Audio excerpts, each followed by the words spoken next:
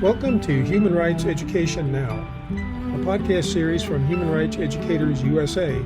I'm your host, Bill Fernites, a member of the National Steering Committee of HRE USA, a collaborative network to learn, teach, organize, advocate, and innovate for human rights education in the United States.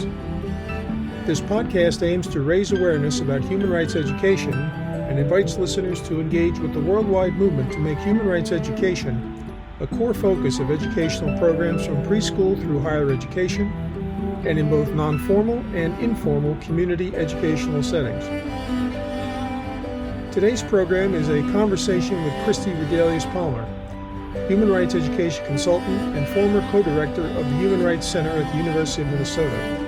In this episode, Kristi discusses the importance of working closely with Native American and Indigenous communities in the field of human rights, the relationship of human rights education to social justice, how HRE can respond to increasing threats to human rights in the United States, the importance of using human rights education to counter rising authoritarianism across the globe, the people who have served as role models for her human rights education work, and Kristi's recommendations for sustaining and expanding human rights education in the United States.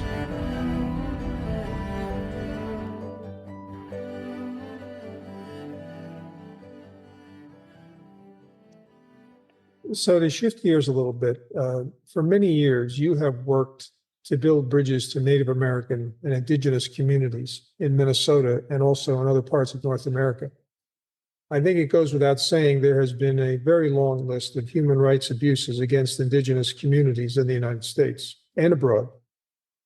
So how do you see human rights education being deployed to deal with these historic and contemporary human rights issues for Indigenous people? Well, I think many of my mentors, even in this human rights education field, were Indigenous leaders here.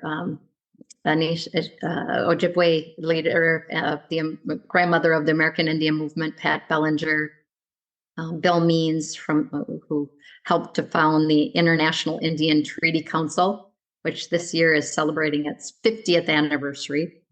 And that, I'll just mention a note on that organization, which actually was founded in Standing Rock on the heels of Wounded Knee in 1974, where Indigenous leaders from North and South America came and were discussing what needed to happen and how do they have international voice on the global level. So that institution became the very first Indigenous organization to have consultative status at the United Nations. So that they were very much on the forefront of thinking about how does human rights and the institutions globally affect, their needs, both around land, water, air, self-determination. And so they worked hard and were able to push through the Declaration on the Rights of Indigenous Peoples. That is the only beautiful document that has integrated both environmental, natural rights issues and human kind of rights issues. So I think is a wonderful model of that, that we can really use as we're trying to navigate many of the challenges with the global climate change and continual destruction of land and water and air. In terms of kind of next steps and how I have been fortunate to work with them and around Indigenous people's rights is, I guess, in my dissertation, I was able to interview Lisa Bellinger, who is the current co-chair of the American Indian Movement and also the executive director of the American Indian Movement Interpretive Center. So most recently, we went to actually Jackson, Mississippi. She was attending a board meeting at the Rural Coalition, and we visited the Mississippi Civil Rights Museum. and kind of learned what they were doing and how they had launched that institution, and learned around their human rights trail. They had set up a human rights trail around the city. So here in Minnesota, we've been talking with the Minnesota Humanities Center around creating the American Indian Movement trail markers.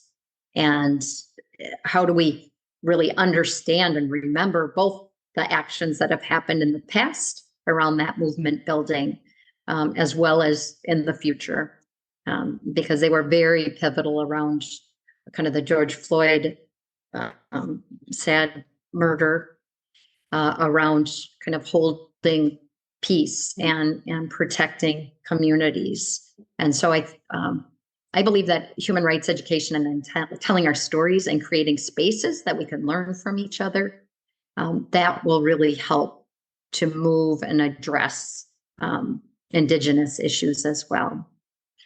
I know that the Canadian Museum for Human Rights has a wonderful model of learning around kind of Indigenous people's human rights. And as we're looking at kind of the genocide, I think telling these stories in creative ways, whether it's landmarkers, whether instead of going after Pokemon Go, we're going around trying to look for human rights sites, or we're creating spaces that people can come together for dialogue. I think that those all would be really helpful.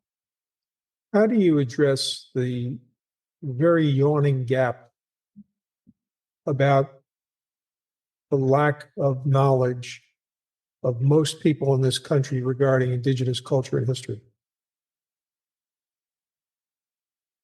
Well, it was the erasure. I mean, sadly, back with Carlisle, when there was the creation of forced boarding schools and young people pulled out of their homes on reservations, and told that they can't speak their languages. They're cutting hair. They can't, practice their ceremonies. That was a challenge. So then in our own institutions in the United States, we grew up with a very Eurocentric model of what history was, what we're learning about. I know in 1992, actually, with the Human Rights Center, we were trying to figure out what do we do on the 500th anniversary of the United States. And we decided it was important to, host and facilitate a mock trial of Christopher Columbus to try and unlearn many myths around and learn kind of how Indigenous peoples discovered Columbus. And so we ended up, with Indigenous leaders, community leaders. We hosted both a grand jury proceeding as well as a mock trial at at the Minnesota State Capitol. And we had both actors, but we had lawyers, both Indigenous and non-Indigenous lawyers, who on both sides of the aisle. And it was a teaching tool. And I think that we have to really see that we have to realize we may not have understood our history, and as you know, I mean, a lot of the history seems to be challenged sometimes, that we don't want to learn this. And somehow we have fear around acknowledging some of what we have erased, whether it was through the genocide of Indigenous peoples in this country, or whether so some of it's intentional structural racism and discrimination. Sometimes many of us just we may not know because we don't have the experience to learn about the stories. Right. So, I mean, that whole debate over the so-called founding of the New World, of Columbus's arrival, has been an interesting one. And I think you raise an important point about, once again, telling a story from multiple points of view, so that it isn't a narrative that is basically sold to people without an alternative conception. I think that's very important. Let me shift again to an important dialogue we've been having in the whole field of human rights education, but particularly in HRE USA. And that's the connection of human rights education to social justice, and notably to issues of race and ethnicity. What do you see as the linkages between HRE and social justice, particularly given the very intense political polarization that we have in the United States today? I often try and not just say social justice, even though I understand it's the social fabric, but I think it's justice because you've got multiple, aspects around justice, maybe. So whether it's economic justice, cultural, civil, political, those are on the human rights spectrum. But then we've got kind of environment and how do we pull and understand various justice movements, and oftentimes we've separated those out. So I really think one thing we have to do is paint the picture back together and really work more seamlessly. So I see that the human rights framework for me, and the human rights education framework, pulls on all of these important justice movements. And so, yes, the civil rights movement is core, LGBT, ending poverty. And so I think if we start recognizing both the commonalities around all of those disparate, different movements, and also, still respect, those histories of the movement leaders, and those that are working to kind of move things forward, I think we will be able to make change. So understanding a bit of the collective human rights experiences, while, also respecting kind of the diverse threads that hold that together. So I really think that, stories and relationships and that interconnected, interrelated world is what's going to help us to move forward, and hopefully not fearing the other that we don't know, and whose story we might not know or understand. We often talks about how people speak different languages, and maybe they don't, someone doesn't have English, and yet they would love to be able to speak English. But why don't I know that Wakbatanka is the Mississippi River in the Dakota language of the indigenous community here, or that Minishipi is the Ojibwe language for the Mississippi, right at the source of here in Minnesota, and also the state of Mississippi. That comes from the Ojibwe language and has gone down through the waters.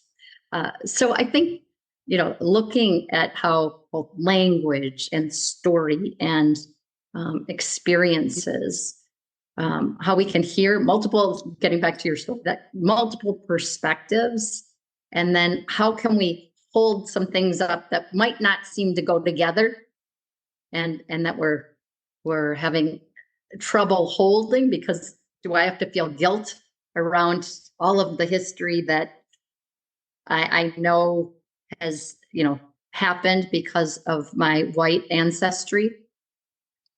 I don't think so. I think that we can recognize it, but then, as I was told when I was feeling so much guilt in college, like, oh my gosh, what we did to the indigenous peoples. And my parents said, well, what are you going to do about it? Guilt is the number one useless emotion. You've got to then say, okay, well, what's your responsibility to do something? So I think, and I'll mention one more story here, because there's something that I found really impactful recently, and that was kind of finding our roots it's a documentary series with Henry Louis Gates Jr. And he's been interviewing various celebrities in the field. He interviewed LeVar Burton, and he was an actor when I was in 7th grade who performed in the miniseries Roots. I was Kunta Kinte. And he then also started the Reading Rainbow literacy program that he is most proud of. But he was interviewed and they traced his roots, and he discovered back he also had some white ancestry roots. And for him, he said, well, I've always been trying to figure out, how do I navigate these conversations? And he said, well, now I know, I can kind of bridge some of that, around our intersectional identities. I mean, we all may not have as clear divide around race, I guess, when we're thinking of racial justice. But I think it's in those experiences that how do we recognize we were all there, and we can continue to heal if there was trauma that was done within kind of our past, as well as in our current context. It reminds me of the conversation we had on this podcast series with Audrey Osler, because she talked about the fact that her own background is of a biracial couple, and how many people in Great Britain really knew very little about the constant intermingling of race and culture and ethnicity through the imperial period, and how it was never taught. So I think you're onto something very powerful there. The idea of looking at social justice and also just justice as a multifaceted dimension. And I think that's an important realization that we have to come to. So again, let me ask you about something else dealing with right now. We have some very serious threats in this country to human rights, whether it's censorship, limits on academic freedom, restrictions on migrants, on voting. And there isn't a lot of movement on some of these issues. They seem to be rather stuck in the mud or polarized, for lack of a better term. So if you had to pick one issue today and you were to try to deploy human rights education to address it, particularly with children, what would you do?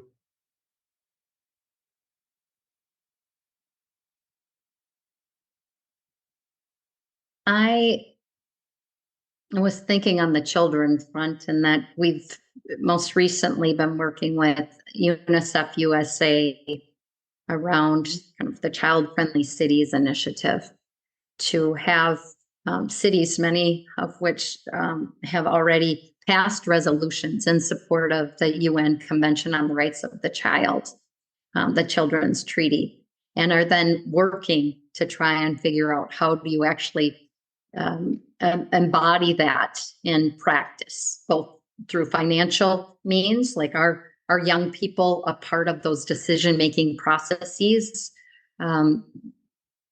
within city councils, on school boards. Are they? How are we really trying to encourage them to empower them to be voices and be able to be human rights leaders in their own area? So I guess I really think that one component is how, again, at a very young age, how are we teaching them to have voice and to be able to advocate for themselves, and also parents? How can parents be advocates? So I'm struck because my daughter's now much older, but when she was 2, I had been teaching a class through our Partners in Human Rights Education program, where we taught teachers and community leaders and lawyers to work together in teams to kind of integrate human rights education in the classrooms, their classrooms or their community groups. And so some of these early childhood teachers were so excited by the UN Convention on the Rights of the Child that they created a curriculum called Raising Children with Roots, Rights, and Responsibilities. It's online. You can obviously adapt it because it was done with my daughter almost a while ago, but it's still using kind of the same framework. And so we were able to go, and she learned as a 2-year-old, what does a child need to grow and develop, from name, nationality. And my husband and I went into the parent side of the group during part of the session where we were learning about how do we be an advocate for our child, and how do we teach them, and what are policies in our communities that are actually working to support them. And then we'd come back together as kind of a learning about all of this. So I think the one change, I guess, or at least a start, is to really think about how we are valuing our young people in our communities, and how can they be at the table, not just in a board meeting, but literally helping to design some of the next steps in terms of action. And we do have a lot of young people working this summer to even develop some of the training series. We'll have our the Training as Action series that's going to be focusing on the Convention on the Rights of the Child, because that document on November 20th is 35 years old. And so there's going to be a number of issues around youth voice and how do we support, even young people on campuses right now that things have been really, as you've mentioned, really tough. And so creating space and roundtables for, how do we support them on the front lines, and learning around misinformation and disinformation and all of kind of the weaponizing conversations. How can we figure out strategies to decrease those challenges? Well, that leads very seamlessly into the next question, which is looking at the current state of human rights education around the world. We find that there are some pretty serious threats, particularly the rise of authoritarianism in governments, whether it's Russia or Venezuela or Hungary, and also in this country with the Republican Party's embrace of certain political candidate and his ideology. So how do we deploy human rights education to try to challenge those threats? And I mention this because you just alluded to disinformation, which is a classic tactic of authoritarian movements. So maybe you could tell us a little bit about how you see HRE dealing with these threats. Well, I can say on the global front, I guess, since you mentioned the global context, that we've recently had the UN Special Rapporteur on education come for a visit to the United States and recognized a lot of the challenges around academic freedom. And I believe they're going to have forthcoming some guidelines on those. And then also the challenges on, what are we able to teach and the censorship issues. So HRE USA, a team, we work to provide kind of a feedback to the Special Rapporteur for the forthcoming book or report, sorry. And then we have the UN Fifth World Program for Human Rights Education. And we had a number of leaders, including young people from high schools, give feedback at the United Nations in New York on this fifth phase, which is really focusing on youth engagement and youth participation in human rights education. So we're trying to kind of align our feedback with some of these newly evolving global plans of action that are going to be required. So I think those are on the kind of the global level. And then on the local level, we also are trying to really look at kind of some of the standards that are being put in place, whether it's social studies standards, English standards, licensures. How can human rights education really be infused in those standards work, so that we won't be saying that we're erasing history. And yet it is, sometimes people are very fearful.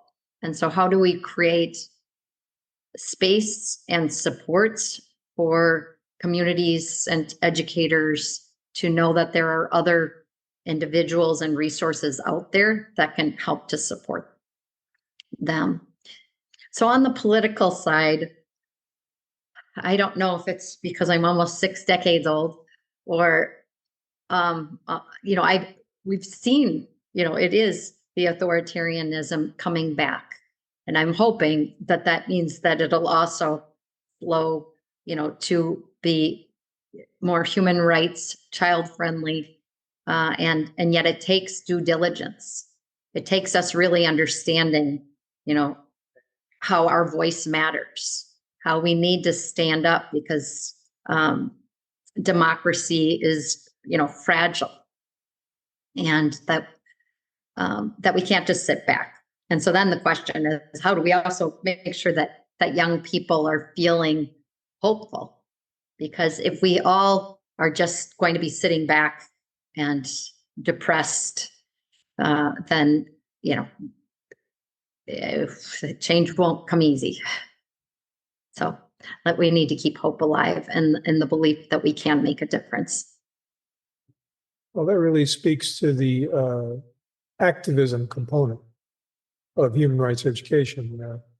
And I think that's an important dimension that too often is not given as much emphasis as it should have, because if you're going to engage young people, you need to help them by training them, and then you also need to give them opportunities.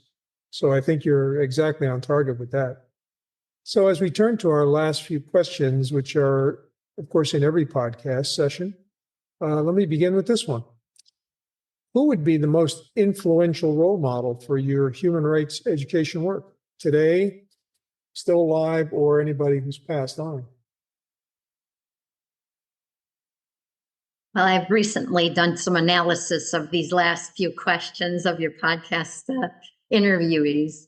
And I can say that Nancy Flowers, who was the very first interviewee of this, actually said what initially I was thinking, which was, oh my gosh, there's too many to begin to name one. And so she kind of bypassed that. And then I liked Felisa Tibbetts mentioned Helen Keller. And I know your dad actually was fortunate to meet Helen Keller. And I, a fourth grader, also read about her history. And we had one of my student classmates, Andy Gitkin, his grandparents who were deaf, came and taught us how to sign in fourth grade. And I still know how, at least the alphabet. So I think she was instrumental. But in that same year in fourth grade, I think the person who I've really held up in my heart most is Harriet Tubman, because I think she has the courage, the resilience, the determination to keep going and try and find light and challenge, obviously, slavery and discrimination through the Underground Railroad. And I know that she's always, I guess, given me hope. And then I'll say even family members have, I really feel very fortunate that they were educators. And back when my great grandfather was actually an educator and had a library of books around, the civil rights time. And because, he was trying to teach, the library was burned down. And so I think, those are my kind of inspirational leaders, as well as the so many human rights educators, the thousands of people who've influenced me over my lifetime. I want to thank them too. Okay, so what quote most effectively sums up your view of the importance of human rights? I know Yvonne got a few quotes, and I'm going to take the opportunity to say a few. That injustice anywhere is a threat to justice everywhere. That one I know. Martin Luther King. Obviously our wonderful, where after all do human rights begin? In small places close to home, so small and so close they can't be seen on any maps of the world. And it continues, by Eleanor Roosevelt. And I asked my dad this morning when I was driving with him, and he said, what gets measured gets done. And then it made me think about the measurement scale of things, and that measurement doesn't necessarily always have to be quantifiable measurements. It can be qualifiable, and actually it's in even the stories. And that was a part of my dissertation, was stories as theories. And I learned from many Indigenous scholars that have already been talking about critical Indigenous scholarship, like Brayboy and Joanne Archibald, who talked about the story work about the heart, mind, body, and spirit. And so I think that it's in these stories, as we've been talking about. That's the theme, I guess, of this session, that we can learn from each other, and that they continue to evolve. And that, I think, is really a powerful place. And, I haven't mentioned Paulo Freire yet, but he had both pedagogy of the oppressed that many mentioned, but also pedagogy of hope. So I think that it's in those elements. And I'll leave one more quote, and that is when I was kind of feeling a little depressed because people kept calling me an idealist back in the college, right out of college. And my grandfather came over to me and asked me what was going on. And I said, "Oh, I'm being criticized." And he goes, "Kristi, I'm an idealist. Once you stop being an idealist, you might as well stop living. You have to hope that the world can get better." And so I thought, oh, okay. And that really has kept me going. Okay, so for our final question, if you had the power to make one critical change to advance human rights education in the United States, what would you do? Well, again, I agree with many of your interviewees in terms of the institutional changes of trying to encourage both the integration of curricula and licensure opportunities to have human rights at the core, and human rights learning experiences. And I do think that that's important. And I think Sandy Sokot even said, okay, all of our congressional representatives and elected officials and staff should all also hopefully be having onboarding human rights learning kind of education orientation.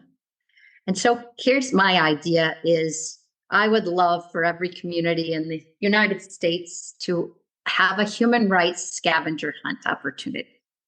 So this might, instead of here in Minneapolis going and looking for Snoopy figures, going and trying to find whether it's your landmarkers of human rights that you can develop, whether it's sculptures that are already out there telling some of the history or the hope, whether it's creating new learning laboratory spaces, that we're really trying to create those places and spaces that are fostering kind of the ideals of what we want to see, and the lands, and learning kind of the new language of, around kind of humanity and how we care for others and all of our relations. Well, that's an ambitious goal, and I think one that it's very realizable. I think it would take some creativity on people's parts to envision how that would happen. But as you were talking, I was just thinking about how we could do it in New Jersey, and it could be done in every state in the country. There's no question. It doesn't have to be in one community. It could be an entire state. It could be regions. There's lots of possibilities with that. Well, and I did do through a teacher institute that we ran. We had a human rights scavenger hunt. It was a while ago. And so with each article of the Universal Declaration, they went out into community to learn about the organizations that were actually doing and embodying those works. And I remember one came back and they were dealing with the whole right to food and adequate standard of living. I went to Mary Jo's place here, and where she washed their feet, and it's was a food space for people who are living on the streets. And so they came back to, and it is transformed when we can meet people that we don't know and go beyond our own comfort zones. I think we can hopefully really enrich this world for both our children and the 7 generations to come, as kind of our Indigenous elders have taught us. Well, Kristi, this has been a wonderful conversation, and I wanted to thank you very much for sharing your experiences with us. Well, thank you, Bill, for hosting this. You do a remarkable job on interviews, and you know that I kind of came here worried and not sure I could do this, but I am so thankful that you created the space. Thanks. Okay, well, thank you very much for being with us today. Thanks for listening to Human Rights Education Now. You can find additional information about this podcast series at www.hreusa.org. Each episode is available on the HRE USA podcast page, Spotify, Apple Podcasts, YouTube, Pocket Casts, Player FM, and Deezer. You can also download each episode as an MP3 file. If you have questions or comments about this podcast, send them to Kristi at hreusa.org. That's KRISTI at hreusa.org. Our podcast team includes producer and editor Bill Fernikes, executive producer Kristi Rudelius-Palmer, editor Elizabeth Schwab, sound designer and project manager Sabrina Sanchez, communications and public outreach coordinator Jessica Terbruggen, and production coordinator Jasmine Chizu Gota. Human Rights Education Now is a production of Human Rights Educators USA, a project of the Center for Transformative Action in Ithaca, New York.